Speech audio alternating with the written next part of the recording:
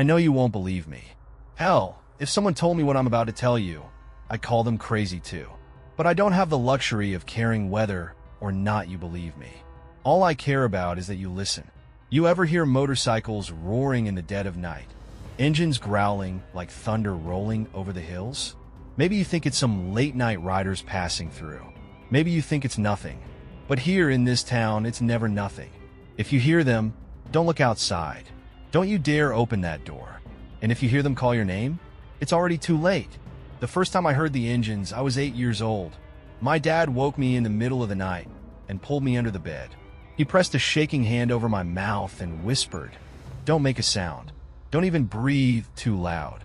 From under the bed, I saw the headlights streak past the window. I saw the shadow of someone or something pause just outside, peering in. And then I heard my name, spoken in a woman's voice I didn't recognize. Soft, gentle, like it knew me. My dad held me so tight, I thought my ribs would crack. By the time the engines faded, the neighbors across the street were gone. That was the night I learned that when the hell riders come through, they don't just leave bodies. Sometimes they take people with them. Last Tuesday night, they came back. It started the way it always does. The sound of engines in the distance, faint at first. You'd think it was just the wind carrying noise from the highway, but the growl gets louder and louder until it feels like the whole town is vibrating. My phone buzzed on the nightstand. It was Deputy Hartman. "They're here," he said. 3 words clipped and trembling. I was out the door before he could hang up. The fog was already rolling in by the time I got to my truck. It comes with them. Every time, thick, damp, choking fog that smothers everything. By the time I hit Main Street, I could barely see 3 feet in front of me. Then I heard the first crash.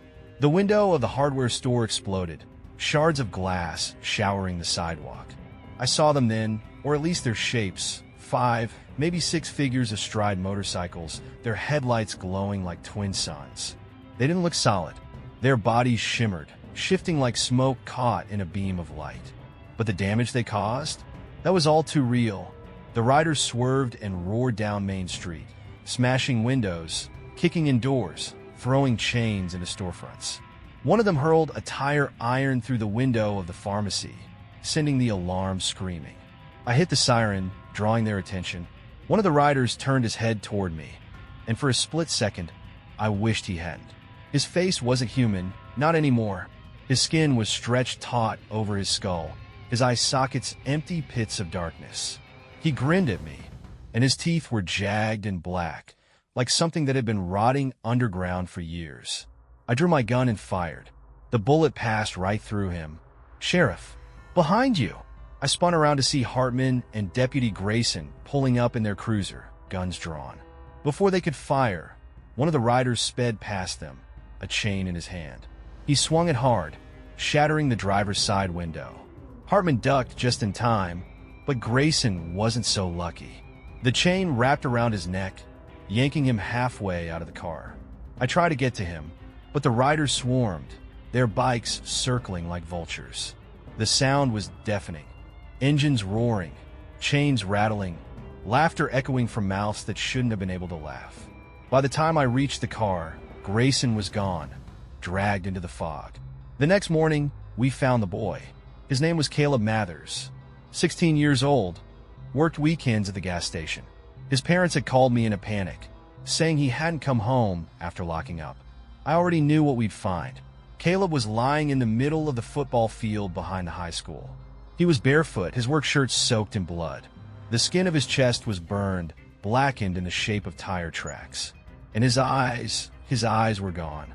Just empty sockets staring up at the sky. Deputy Hartman threw up in the bushes. I couldn't blame him. I'd seen my fair share of bodies in this job, but this was different. 2 days later, we found Roy Malden, or what was left of him. Roy had been a regular at the diner for as long as I could remember. You'd always see him there, sitting in the corner booth with a newspaper and a cup of coffee black. When he didn't show up for his usual shift at the mill, I had a bad feeling. We found him back at the diner, seated in his usual booth. At first, we thought he was just sitting there like nothing was wrong. But when we got closer, we realized his skin was gray and waxy, his mouth stitched shut with what looked like wire. His hands were folded neatly on the table, and someone, or something, had written the word ride across his forehead in what I can only guess was motor oil.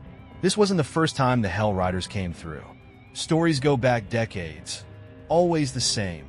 Motorcycles appearing out of nowhere, bodies left behind.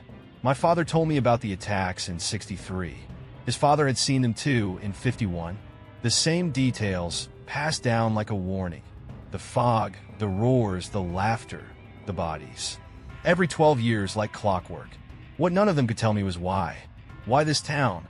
Why these people? I thought I'd seen it all that night. The bodies. The fog. The ghostly shapes tearing through town. But I hadn't. Not until I heard her voice. The roar of engines was deafening, shaking the ground beneath my feet as I stood in the middle of Main Street. I could barely see anything through the fog, but I could hear the riders circling, laughing, taunting me. Then above the noise, I heard her. Earl. The voice was soft, sweet, achingly familiar. My blood turned to ice. I turned toward the sound, heart pounding, and there she was. My wife.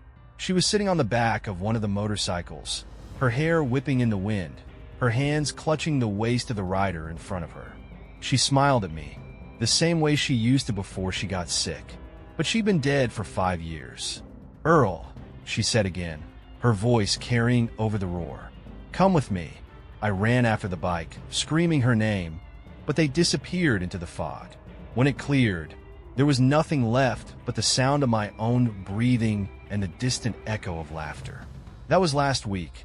Now I sit here, writing this down, hoping to make sense of it all. But the truth is there is no sense.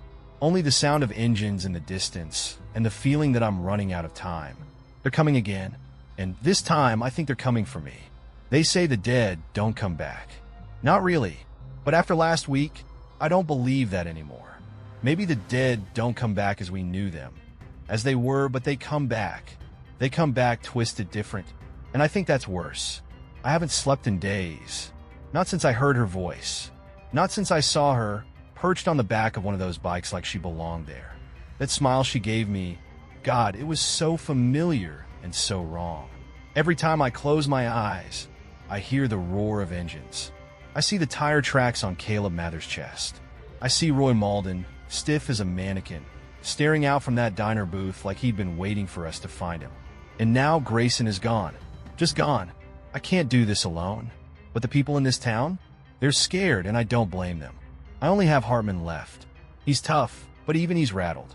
He won't say it, but I can see it in the way his hands shake when he lights his cigarettes now, or how he flinches whenever the wind kicks up too fast. So, it's just me and Hartman. Two men trying to stop something that doesn't make any sense. We started with the victims, Caleb Mathers, Roy Malden, and Grayson, even if we haven't found a body yet. The first thing we noticed was that the bikers seemed to pick people at random. Caleb was a quiet kid who barely made waves. Roy was a harmless old-timer who liked his eggs scrambled and his coffee black. And Grayson, well, he was new to town, didn't have enemies, didn't have baggage. But then I dug a little deeper. Turns out Caleb's great-grandfather used to own the old gas station at the edge of town back in the 1950s. And Roy? His dad worked the bar at the Rusted Spur, a biker joint that burned down about 60 years ago. I started to wonder if there was some connection to the past, but nothing concrete. Not yet. Then we found the words carved into Caleb's chest during the autopsy. The road takes its own. What the hell does that mean? Hartman asked, his voice low as we stared at the body under the harsh fluorescent lights of the morgue. I shook my head. It's a message. For us. They're trying to tell us something. Or they're screwing with us. Hartman muttered, lighting another cigarette with trembling fingers. The break in the case came when Hartman mentioned Jeb. Jeb Anders had been around longer than anyone else in town. He was pushing 90, and as far as I knew, he'd seen just about everything this town had to offer. If anyone knew something about the bikers, it was him. We found him at his trailer, which sat on a patch of land so cluttered with rusted cars and broken appliances it looked like a junkyard. When we knocked on the door, Jeb didn't answer, but I could hear the sound of a radio inside, playing some old country song. I tried the knob, and it wasn't locked. Jeb was sitting at his kitchen table, a half-empty bottle of whiskey in front of him. He looked up when we walked in, his milky white eyes narrowing. "You shouldn't have come here," he said, his voice rough and slurred. "You'll bring him with you." "We need to ask you some questions," I said. "About the bikers." At that, he let out a bitter laugh and reached for his bottle. "The Hell Riders," he said, taking a long swig. "That's what we called them back in the day. I saw him once. Long time ago. Thought I'd never have to see him again." "What do you mean?" I pressed. Jeb's hand trembled as he set the bottle down. "They're not men. Not anymore. They're the Devil's Riders, bound to the road for eternity. They got unfinished business in this town." "What kind of business?" Hartman asked. Jeb's face twisted into a grimace. "You think they tell me? I was just a kid when they first came. My daddy said they were demons. Said they come to take what the road owes them. But it's more than that. It's about vengeance. Retribution." "For what?" I asked. At that, Jeb's eyes darted toward the window, as if he expected to see headlights blazing through the fog. "You can't stop them," he whispered. "You think you can fight them? Shuqing? Ha! You're just pissing in the wind, Sheriff. They'll come for you, just like they've come for everyone else. You're already marked." "Marked for what?" I leaned closer, my voice sharper than I intended. "Damn it, Jeb. Tell me what they want." But Jeb wouldn't answer. He just shook his head, muttering under his breath. "The road takes its own. The road takes its own." We left soon after. There wasn't much else we could do. But as we were walking back to the car, Hartman muttered, "That old man knows more than he's letting on." I agreed. But by the time we got back to the station, I got a call that made my stomach drop. Jeb Anders was dead. When we got back to Jeb's trailer, the place was a wreck. The door had been ripped off its hinges, and there was a smell in the air, something sharp and acrid, like burnt rubber. We found Jeb slumped in his chair, his skin blackened and blistered, as if he'd been scorched by a motorcycle's exhaust pipe. The whiskey bottle was shattered on the floor, and the radio was still playing that same old country song. Hartman swore under his breath, and I just stood there, staring at the body. It felt like a warning, a message, but it was what we found next that changed everything. Tucked inside a shoebox under Jeb's bed was an old photograph. It was black and white, faded and yellowed with age, but the faces were clear. It was a biker gang, 6 men and 1 woman, standing in front of a motorcycle clubhouse. The sign above the door read, "The Rusted Spur." Hartman frowned, leaning in for a closer look. "Wait a second, is that—" "It's them," I said, my voice barely a whisper. I couldn't explain how I knew, but I did.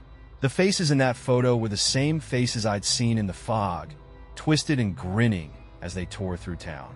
They hadn't aged a day. Not one damn day. I don't know what's worse, knowing that the Hell Riders are real, or knowing that they've been here all along. Waiting, watching, and now I can't stop thinking about what Jeb said before he died. "You're already marked." If that's true, I don't have much time. I don't know why I thought it would work. Maybe I just needed to believe I could do something. After years of chasing criminals, locking up drunks, and handing out speeding tickets, the idea of being helpless, of doing nothing, felt like a slow death in itself. But looking back now, I know better. Some things can't be fought. Some things can't be stopped. Still, that didn't stop me from trying. After Jeb's death, the town was a powder keg. Word spread fast about how we'd found him burned alive in his trailer. The old-timers whispered about curses and demons, while the younger folks laughed nervously, as if saying it out loud would make it real. But when I showed Hartman the photograph from Jeb's shoebox, the photo of the bikers untouched by time, any doubt he had vanished. "We have to end this," I told him. "No more waiting. No more watching." It was Hartman who came up with the idea of setting a trap. "We know they'll come back," he said, pacing the station. "We just don't know when. But when they do, we'll be ready." It was a terrible plan, but it was all we had. I called a town meeting the next day, pulling together whoever was brave or desperate enough to fight back. We didn't have much to work with. A few shotguns, some hunting rifles, a baseball bat wrapped in barbed wire, and a couple of homemade Molotov cocktails. It felt ridiculous, arming ourselves for a fight against something we didn't even understand. But no one said it out loud. We needed the illusion of control, no matter how thin it was. We chose the edge of town as our battleground, where the highway cuts through the woods. There's only one road in and out of town, and we figured we could bottleneck them there. If the riders showed up, we'd have them pinned. At least that was the idea. As we waited, the hours dragged by. The night was thick and humid, the kind of air that clings to your skin and makes it hard to breathe. Hartman stood beside me, his shotgun resting on his shoulder, while the rest of the townsfolk huddled together, their eyes darting nervously toward the horizon. The mechanic, Roy, a hulking man with grease-stained hands and a bad temper, paced back and forth, muttering curses under his breath. "We'll blow those bastards straight to hell," he said, gripping a wrench in one hand and a Molotov in the other. None of us believed it. Not really, but we didn't have a choice. At exactly 3:33 a.m., the first sound reached us, the low, distant rumble of engines. It was so faint at first that I thought I'd imagined it. But then it grew louder, and the ground beneath us began to vibrate. The roar swelled, like a storm bearing down on us, and the air grew cold. That's when the lights went out. The whole town went dark in an instant. The streetlights died, the headlights on the cars flickered and went black, and the flashlights some of the men were holding gave out with a soft pop. Someone cursed. Another person whispered a prayer. Then from somewhere deep in the fog came the laughter. It wasn't normal laughter. It was distorted, hollow, like it was coming from an old, broken radio. The sound sent a shiver crawling up my spine. I raised my shotgun, squinting into the fog as the headlights began to appear, bright, unnatural orbs that cut through the darkness. The riders emerged from the mist one by one, their bikes snarling like animals. There were 6 of them, just like in the photograph, their faces obscured by helmets or shadows. But I knew it was them. It had to be. "Hold your fire," I hissed, but Roy didn't listen. With a roar, he charged forward, raising his Molotov. "Come on, you sons of bitches," he shouted, hurling the bottle at the nearest rider. It shattered against the bike, and for a split second, flames licked up the rider's legs. But instead of screaming, he laughed, a deep, guttural sound that made my stomach twist. The fire snuffed out as quickly as it had ignited, leaving no trace behind. Roy froze, his bravado evaporating. That's when the rider moved. I barely saw it happen. One moment, the rider was revving his engine, and the next he had Roy by the throat. The big man's face twisted in agony as his skin began to wither and darken, his hair turning brittle and gray. It was like watching him age decades in a matter of seconds. By the time the rider let him go, Roy's body hit the ground with a sickening thud, nothing but a lifeless husk. "Open fire!" I shouted, and chaos erupted. Bullets filled the air, some punching into the fog, others ricocheting off the bikes. But it didn't matter. None of it mattered. The riders didn't flinch. They didn't bleed.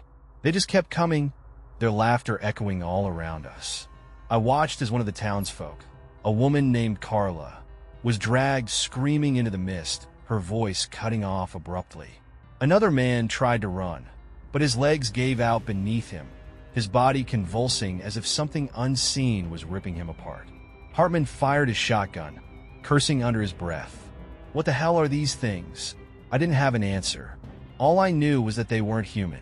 They never had been. That's when I saw him. One of the riders, a tall figure with a skeletal grin, was staring straight at me. He raised a hand and pointed, his bony finger cutting through the fog like a knife. And then I heard it. "You're next, Sheriff." The words didn't come from his mouth. They came from inside my head, sliding into my mind like oil. I stumbled backward, clutching my ears, but it didn't stop. "You're next, Sheriff. You're next." I don't know how long it lasted.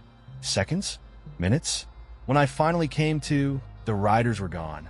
The fog was lifting, and the first rays of sunlight were creeping over the horizon. Around me, the battlefield was a mess of overturned cars, shattered glass, and scorched earth. Half of the townsfolk were dead. The rest were missing. Hartman was alive, but barely. His face was pale, his eyes hollow. But there was one thing the riders left behind.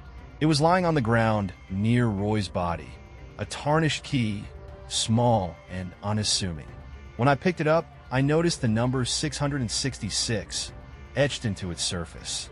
It was warm to the touch, almost pulsing like it was alive. "What the hell is this?" Hartman asked, his voice hoarse. I didn't answer. I didn't know. By the time the sun was fully up, I realized the truth. The trap hadn't just failed. It had made things worse. Whatever the Hell Riders wanted, we'd only pissed them off.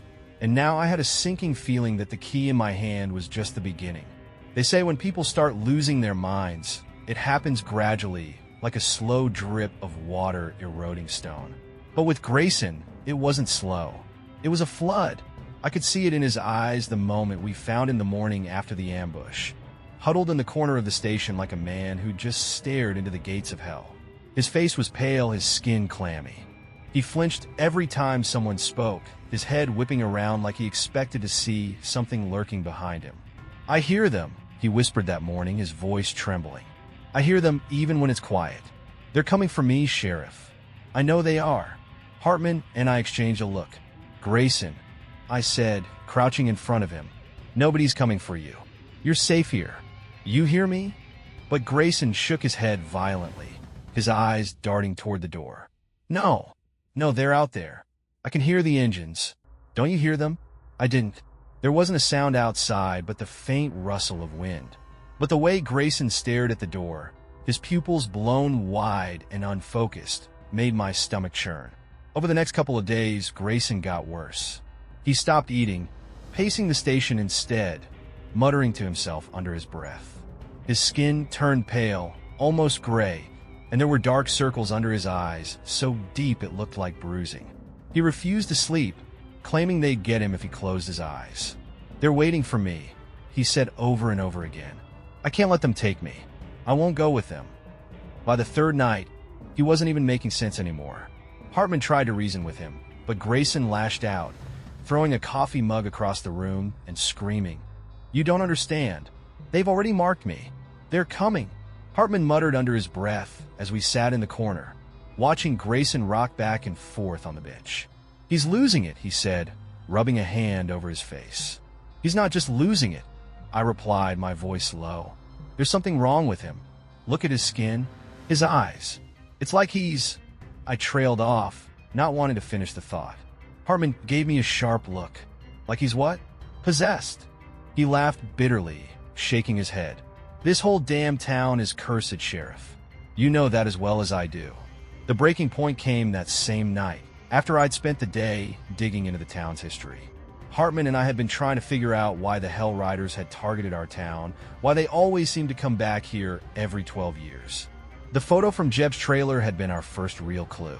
The Rusted Spur, the old biker bar that burned down in the 1950s. That's where we found the truth. The records were spotty, but with enough digging, we pieced it together. Back in 1952, the Rusted Spur wasn't just a bar. It was a clubhouse for a gang of bikers called the Devil's Hand. They weren't good men. Robbed banks, terrorized travelers, burned down houses.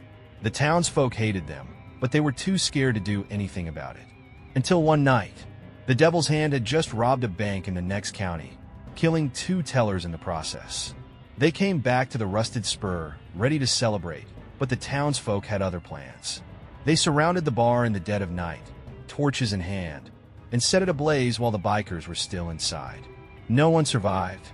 The townsfolk buried the ashes, bikers, bikes and all, right there on the spot. Over time, the land was cleared, and eventually, someone built the diner on top of it. No one ever spoke of what happened that night. But the Hell Riders didn't forget. They weren't just killing people at random. They were coming for the descendants of the ones who'd killed them. And me? I wasn't just some unlucky bystander.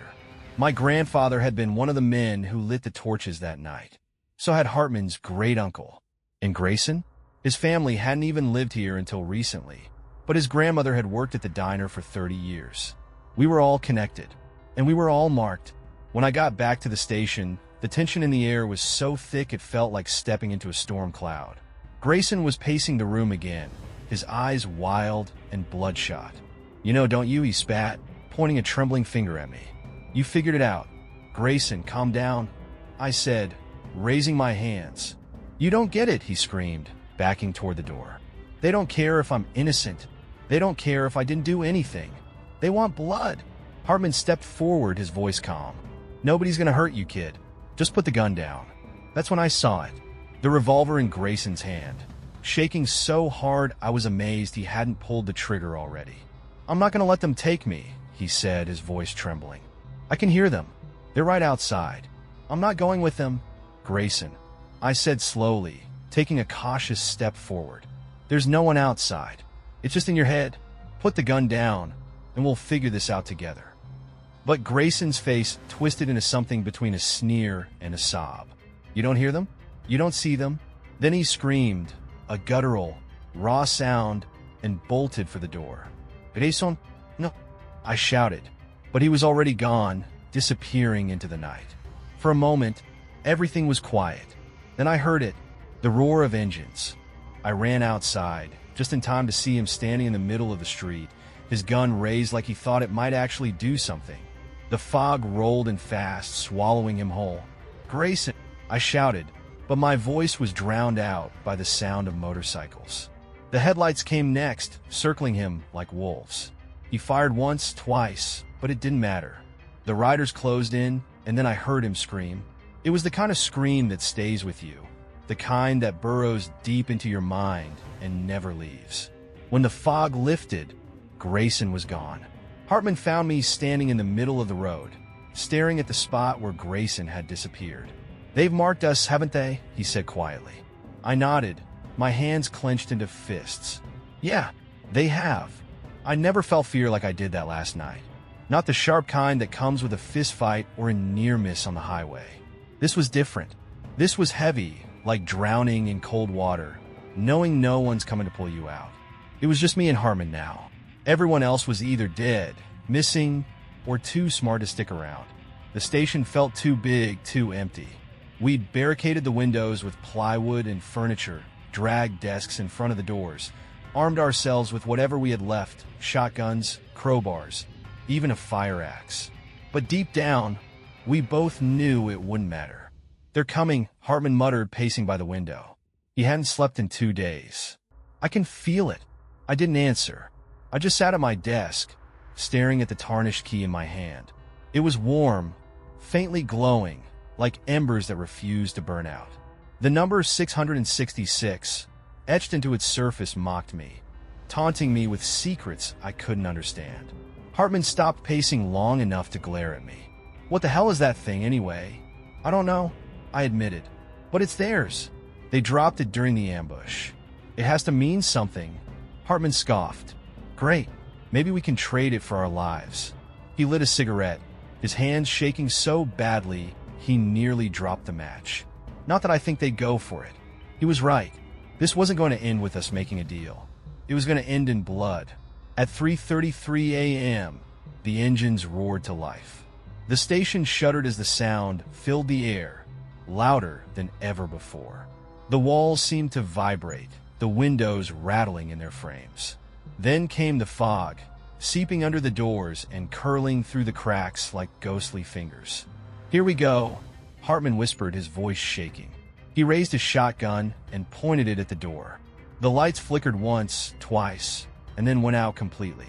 Darkness swallowed the room, broken only by the faint red glow of the key in my hand. The first crash came from the back of the station, glass shattering, wood splintering. Then another, closer this time. They weren't wasting time tonight. "They're inside," Hartman shouted, turning toward the noise. "No," I yelled. "Stay close." "Don't." Before I could finish, the door to the holding cells flew open, and the fog poured in like a living thing.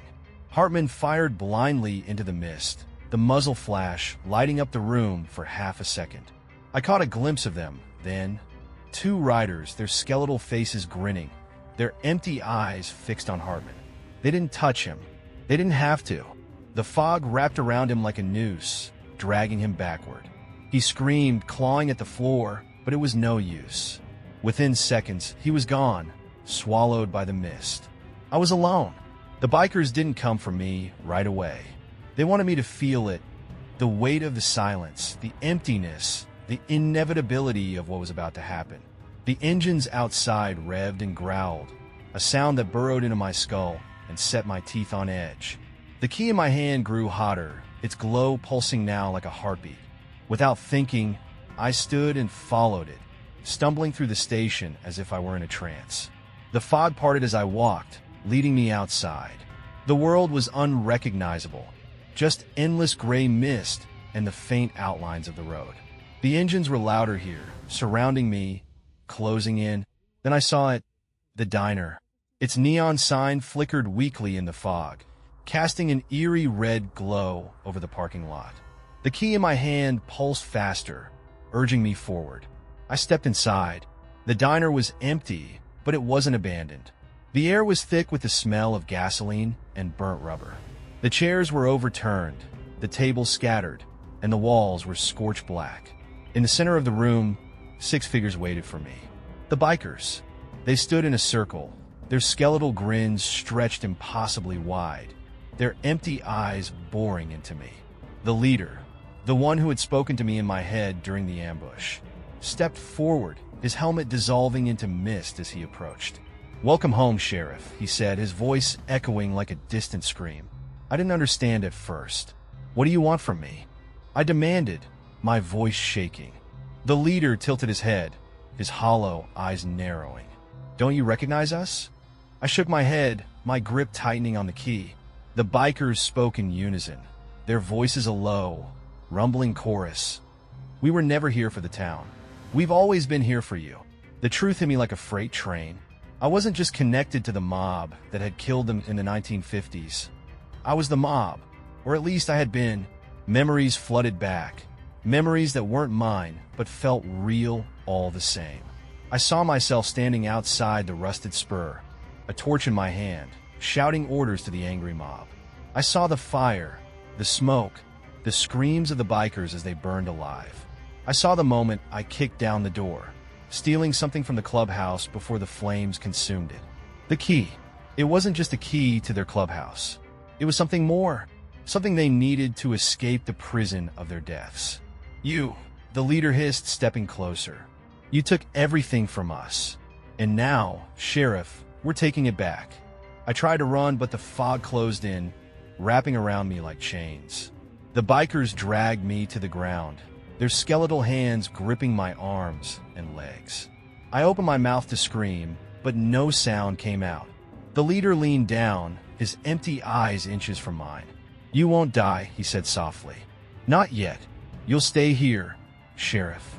You'll stay quiet, and you'll watch as we ride again. And again, and again." My throat burned as they pulled something out of me. Something I couldn't see, but felt like a piece of my soul. My voice, my ability to speak, gone. When I woke up, I was standing at the edge of town, the key still in my hand. The fog was gone, and the first rays of sunlight were breaking over the horizon. The bikers were already disappearing into the distance, their engines fading like the last echoes of a nightmare. But they weren't gone. Not really. I tried to write it down, everything that had happened. Every time I put pen to paper, the words vanished, the ink bleeding into the page until it was blank again. I can't warn them. I can't speak. But I know the truth now. The bikers didn't leave. They're still here. And now they're waiting for the next generation to ride. Thanks for watching. If you like the story, click like, subscribe to the channel, and write an idea for the next story in the comments.